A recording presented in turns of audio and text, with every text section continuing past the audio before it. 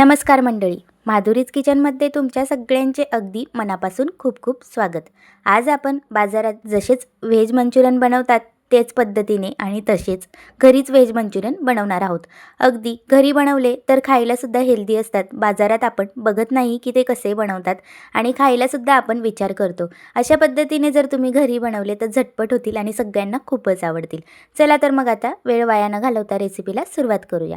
त्यासाठी आपण एक मोठी वाटी बारीक चिरून घेतलेला कोबी घेतला, शिमला मिरची आणि गाजर सुद्धा चॉपरमध्ये बारीक करून घेतली। बारीक चिरलेला कांदा टाकायचा, अद्रक लसूण बारीक चिरलेलं टाकून घ्यायचं।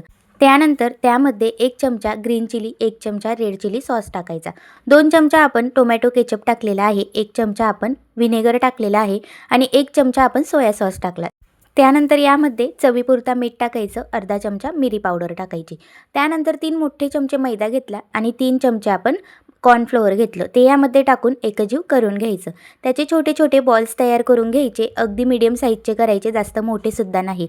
त्यानंतर कढईमध्ये तेल तापायला ठेवले होते, त्या कढईमध्ये छान बॉल्स तळून घ्यायचे। अगदी मस्त मंद आचेवर तळायचे, हाय फ्लेमवर तळू नका, नाहीतर आतून सगळे कच्चे राहतील आणि मंचुरियन अजिबातच चांगलं लागणार नाही। मीडियम फ्लेमवर तळलं तर अगदी आतून सुद्धा कुरकुरीत होतात, वरतून तर कुरकुरीत राहतातच। अगदी छान संपूर्ण आपण पेपरवर काढून घेतले म्हणजे तेलसुद्धा कमी लागते।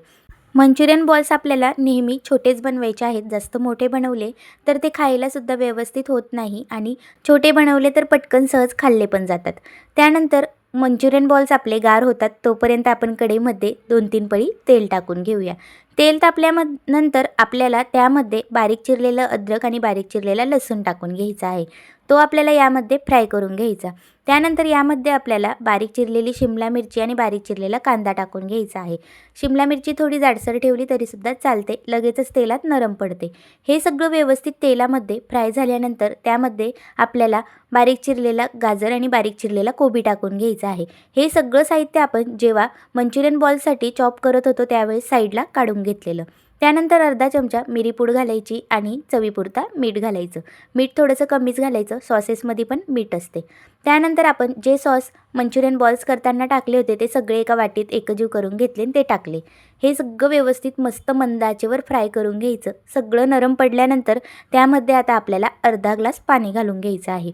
पाणी घातल्यानंतर पाण्याला छान उकळी येऊ द्यायची आणि त्यानंतर आपल्याला त्यामध्ये 1 चमचा आपण कॉर्नफ्लोअरची स्लरी बनवली होती ती टाकून घ्यायची आहे।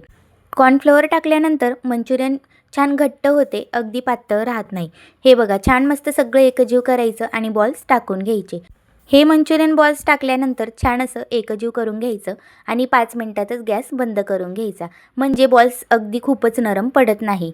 त्यानंतर तुम्ही बघू शकता अगदी मस्त घट्टसर आपले मंचुरियनची रेसिपी झालेली आहे। छान अशी, खूप पातळ नाही खूप घट्ट नाही, अगदी ग्रेव्ही झालेली आहे मस्त। ह्या पद्धतीने जर तुम्ही मंचुरियन बनवले तर हॉटेलमध्ये जायची गरजच काय, घरीच बनवा आणि घरीच खा। मुलांनासुद्धा खूप आवडेल, मोठेसुद्धा अगदी आवडीनेच खातील। तुम्ही बघू शकता मंचुरियन ग्रेव्हीसुद्धा मस्त आहे, बॉल्ससुद्धा अगदी नरम झालेले आहेत, तोंडात टाकले की लगेचच नरम होतील। इतकं सुंदर मंचुरियन झालं होतं, अगदी हॉटेलसारखं लागत होतं। ही पद्धत जर तुम्ही वापरली तर अगदी सोपी आणि झटपट पद्धत आहे, पटकन बनवा आणि पटकन खा, सगळ्यांना खूप आवडेल। एकदा ही मंचुरियनची रेसिपी नक्की ट्राय करा।